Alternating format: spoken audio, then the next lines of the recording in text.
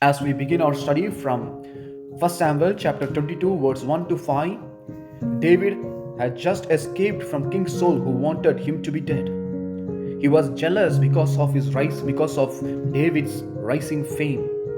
He fled from Gath and found a refuge in the cave of Adullam. I wanted to set your title, why would anyone follow a man who has nothing to show to the world? He has no title, no army, but just a cave and a calling from Lord. It could have been the end of the story of David, but it was just the beginning. Man may see something as an end in your life, but God used that as a beginning in your life. When his family heard where he was, they came to him not to rescue him but to stand with him, to support him. Despite fear and danger, his brother and his father's household showed up. But they were not the only ones. In verse 2, and there are 400 broken men who stood with David because they were distressed. They were in debt and discontented, and they gathered around him. 400 broken men found something in David and found something worth following him. These broken men saw in David a leader who understands suffering. Then David does something remarkable. David does not just protect himself.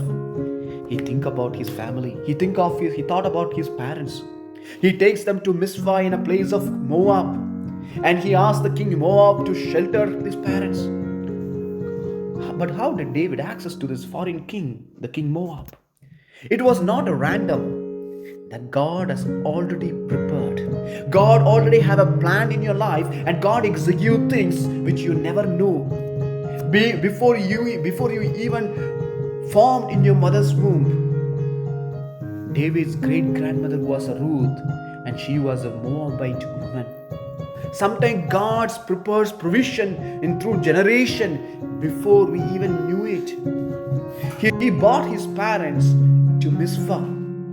A Mizpah means a watchtower, a place of safety, a place to trust, a place to pause and ask.